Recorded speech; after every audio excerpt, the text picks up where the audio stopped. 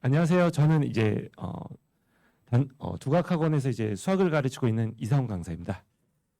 다름이 아니라 이제 오늘도 이제 수학 이번 중간고사 이제 분석을 해드리고요.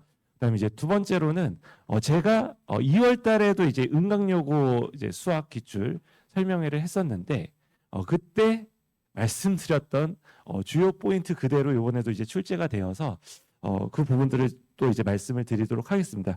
혹시나 이제 또 궁금하시면 한번 2월 달 영상 보셨으면 이번 시험 조금 더 수월하게 대비하지 않았을까 싶습니다. 첫 번째로는 이제 순서는 이렇게 이제 말씀드릴 거고요. 1학기 중간고사 분석, 그다음에 1학기 기말고사 대비 전략, 그다음에 세 번째 간략하게 이제 수학 내신반에 대해서 안내해 드리고요. 저에 대해서 간략하게 소개하도록 하겠습니다. 첫 번째로는 1학기 중간고사 분석을 말씀을 드릴 겁니다. 첫 번째 시험 범위, 자, 2차 함수까지였고요. 자, 그다음 두 번째로는 객관식 20문항이에요.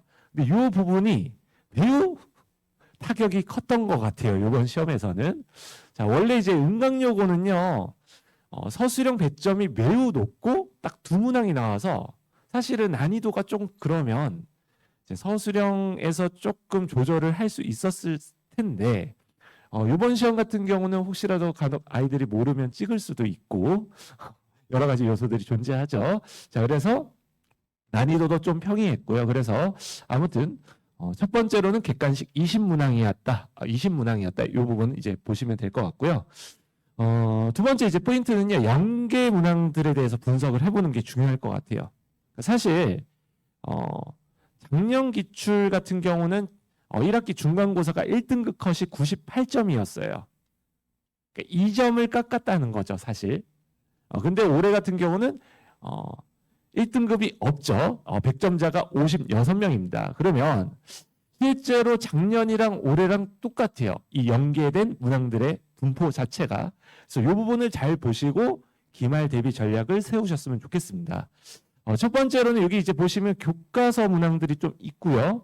자, 올해 이제 부교재가 무엇이죠? 내공의 힘이에요. 내공의 힘. 근데 이 내공의 힘이 문제가 매우 쉽습니다. 그래서 아이들이 이 내공의 힘을 푸는 게 의미가 없어요. 그럴 거예요. 근데 이제 실제로 이제 문항들을 보니까요. 여기 이제 부교재, 여기 이제 뭐 부교재. 굳이 부교재 안 보더라도 볼 수 있는 문항들이 출제가 됐습니다. 아무튼 자, 그래서 부교재는 큰 의미가 없었던 것 같고요. 그러면 눈에 띄는 문항들이 있어요. 자, 응강요고는 배점이 작을수록 난이도가 쉽고 배점이 클수록 난이도가 높습니다.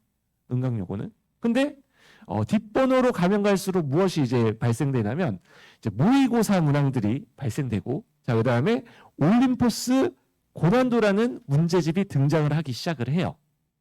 자, 그리고 이 문항들에 대해서 숫자가 변형된 또는 조건이 변형된 문제들이 나왔다. 이 부분을 주의 깊게 보셔야 될 것 같습니다. 자, 그래서 그러면 이번 기말고사 전략 대비도 어떻게 짜야 될까 할 때에는요. 이 두 가지는 당연히 우선적으로 봐야 된다는 거예요. 그러니까 첫 번째는 뭐냐면요. 자, 우리 아이가 이제 사실 그렇잖아요. 수학을 잘하는 친구도 있을 수도 있고 수학을 조금 더 열심히 해서 파이팅 해야 되는 친구들. 그다음에 나는 이미 다 돼 있어서 뭘 풀어야 될지 모르는 친구들도 있을 거예요.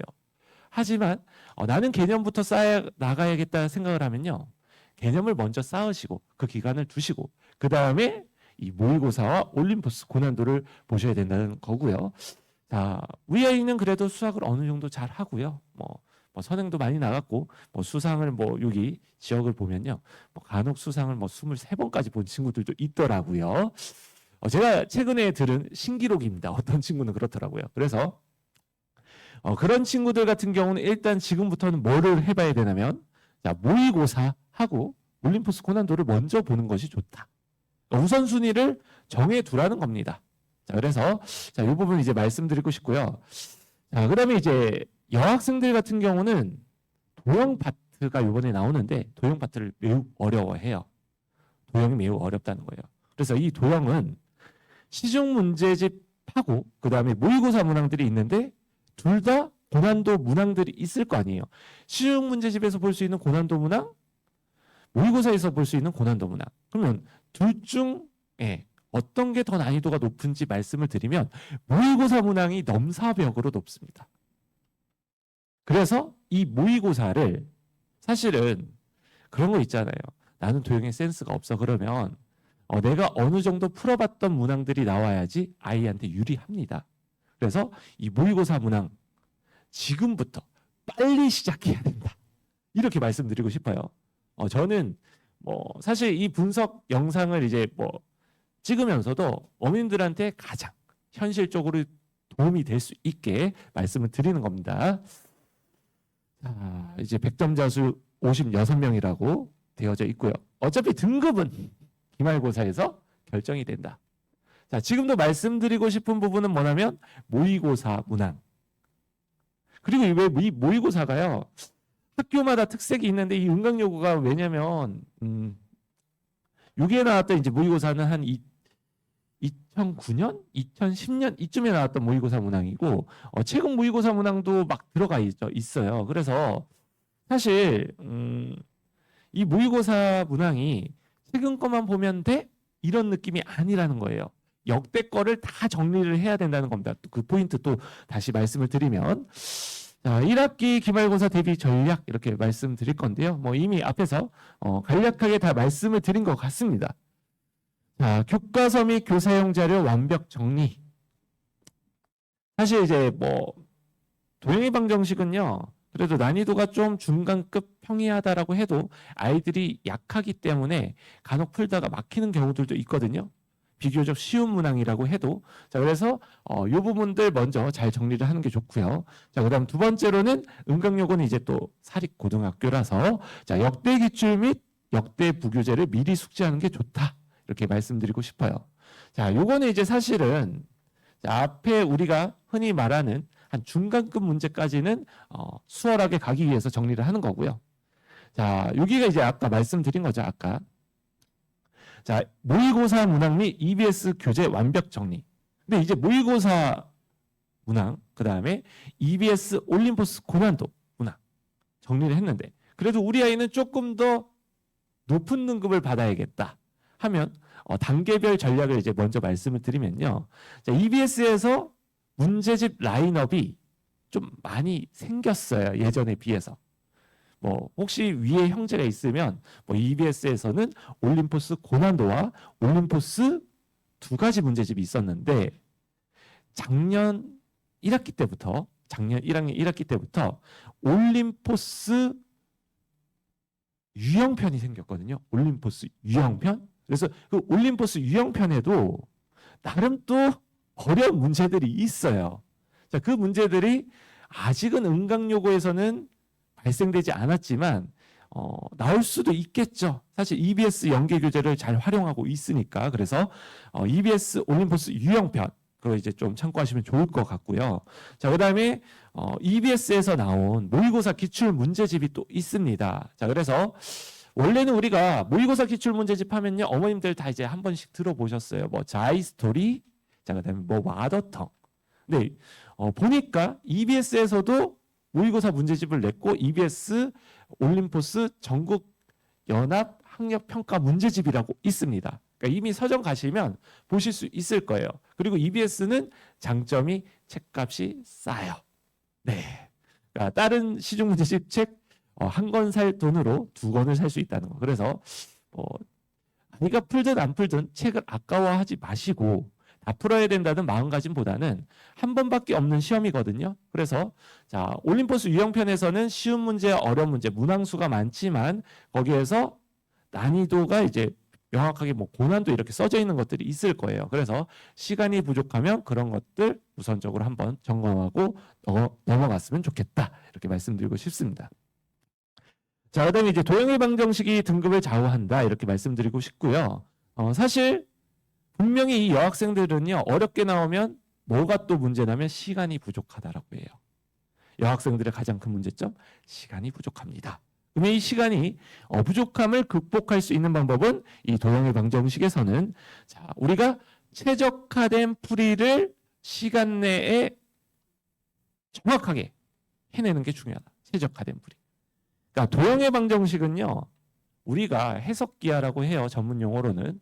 자, 그래서 수식을 적어서 풀어내기도 하지만 직관적인 이 평면기하로 풀면 시간이 단축되는 경우들이 많습니다. 그래서 사실은 이번 시험 대비 전략은 이 최적화된 풀이 요거 잘 주의 깊게 보셔야 될 것 같습니다. 어떤 친구라면 우리 아이는 한 중간급이다 또는 한 중상위급이다 이렇게 봤을 때는 이 최적화된 풀이가 어떻게 보면 누구보다 중요하다. 극상위권이다 이런 친구들은 제가 말씀드린 이 문제집 말고도 이미 많이 하고 있을 거라고 생각을 해요. 그래서 뭐 그래도 선생님 혹시라도 뭐 신용 문제집 중에 뭐 심화 문제집 중에 추천해 줄 문제집 없나요? 저는 근데 이거는 시간이 남는 친구들만 했으면 좋겠어요.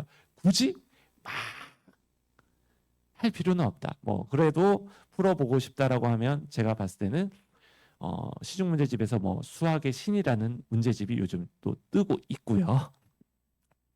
자, 뭐 저는 책을 제가 쓴 책들은 아닙니다. 책장 사는 것처럼 드릴 수 있지만 뭐 제 교재에서 뭐 나왔다, 뭐 적중했다 이런 자랑을 늘어놓기보다 현실적으로 뭐 제 수업을 들을 수도 있고 안 들을 수도 있지만 어머님들께서 귀한 시간 내주셔서 오신 만큼 중요한 정보를 드리고 싶은 겁니다. 그래서 뭐 수학의 신이라든지 자 그다음에 제가 봤을 때는 블랙라벨이라는 문제집은 뭐 누구라도 다 알 수 있잖아요. 그러니까 겹치지 않게 이렇게 분포시켜 드리는 겁니다. 최대한. 자 그다음에 이제 또 어떤 문제집이 있냐면 뭐 사실은 이것 잘 모르실 수도 있어요. 내신 하이엔드라는 또 문제집이 있어요. 그 내신 하이엔드라는 문제집 이제 딱 저자들을 이제 좀 살펴보면 좀 학교 선생님들이 이렇게 해가지고 같이 이제 좀 지필에 참여한 문제집이 있더라고요. 그래서 뭐 이런 문제집들 좀 한번 참고하시면 좋지 않을까. 왜? 뭐 나는 풀 게 없어. 마음이 조급해. 학원에서 주는 문제도 다 풀었어. 그랬을 때 풀어봤으면 좋겠다. 이 정도로 보시면 될 것 같습니다. 자, 그다음에 이제 여기 이제 보시면요, 내신반 같은 경우는 간략하게 정규반들이 많은데 한 두 가지 정도로만 이렇게 요약해서 이제 말씀을 드릴 거고요. 일단은 여기 이제 보시게 되면 자, 실력반하고 심화반으로 이렇게 나누어 놨고, 자 화요일, 목요일 이렇게 진행되는 내신반입니다. 저 같은 경우는 수학 강사 이상훈이고요. 자, 그다음에 여기 이제 수학 강사 배은미 선생님께서 알려주시는 요 반이 있는데요. 둘 다 이제 5월 7일 화요일에 이제 개강을 했고요. 자, 그래서 한 반은 실력반, 한 반은 심화반 이렇게 수준별로 나누어져 있다. 이렇게 참고하시면 좋을 것 같습니다. 저희 같은 경우는 이제 개인적으로 아이들의 클리닉을 위해서 수학연구소가 있고요. 뭐 간혹 길 가다가 보셨을 수도 있습니다. 디즐랜드 수학연구소 해가지고 아이들 클리닉을 진행을 하고 있습니다. 자, 그래서 위치는 이렇게 되어져 있고요. 제가 뭐 영리적인 목적으로 만들지 않아서 사업자 등록을 하지 않았는데 이름을 워낙 독특하게 짓다 보니까 아이들이 검색을 너무 많이 해가지고 네이버 플레이스에 그냥 자동 등록되었습니다. 남들은 본인이 등록하기 위해서 사업자 등록을 한다 그러는데 저는 그냥 검색하면 나온다고 합니다. 자, 그다음 뭐 이렇게 내부는 이렇게 꾸며져 있고요. 사실 제가 이제 뭐 아이들한테 얘기해 줄 수 있는 건 진심은 통한다라고 말씀드리고 싶어요. 사실 제가 오늘 오신 어머님들한테도 사실은 도움되는 얘기들을 하고 싶었던 겁니다. 그래서 지금도 간혹 이런 생각이 들어요. 제가 주저주저 이런저런 얘기를 많이 하다 보면 포인트를 놓칠 때가 있잖아요. 모의고사, 올림포스 고난도 이 두 가지 먼저 기억하고 가셨으면 좋겠습니다. 자, 그다음에 뭐 제가 이제 말씀드릴 수 있는 부분은 뭐 이렇게 말씀드리고 싶어요. 저라는 수학 강사는 사실 저도 노력을 했지만 저는 저의 학생들이 사실은 저를 만들어줬다라고 생각을 하고요. 저의 실력은 검증된 결과, 그 다음에 제가 노력한 양질의 컨텐츠에서 나온다라고 말씀드리고 싶어요. 그러니까 그래도 수학 시험을 보면요, 선생님이랑 공부했던 거에서 많이 나왔다 이렇게 얘기를 하기는 합니다. 하지만 뭐 제가 주저주저리 적중했다 이렇게 말씀드리기보다 결과로 말씀드리는 게 중요한 것 같습니다. 자, 저 같은 경우는 이제 뭐 사실 운이 좋게도 뭐 올해 이제 모 학교 전교 1등이죠. 자, 그래서 서울대 의대 수시로 간 제자가 있고요. 3년 동안 수강한 친구입니다. 이 친구 말고도요. 뭐 사실 또 누가 있냐면 또 이제 우상향한 친구도 있어요. 처음에는 잘 못했지만 그래도 많이 이제 오른 친구가 있습니다. 강사를 이제 하다 보면요, 저는 사실 제가 잘나지 않았기 때문에 처음에는 못하는 친구들부터 열심히 가르쳤고, 그 다음에 아이들의 성적이 오르다 보니까 잘하는 친구들을 가르치게 됐어요. 그래서 아이들이 이제 힘들 때마다 이제 이런 부분들, 그리고 아이들을 보면 이런 것들을 볼 수가 있거든요. 자, 이 아이는 더 할 수 있는데 안 한다든지, 또는 이 아이는 최선을 다했는데 못하고 있다든지.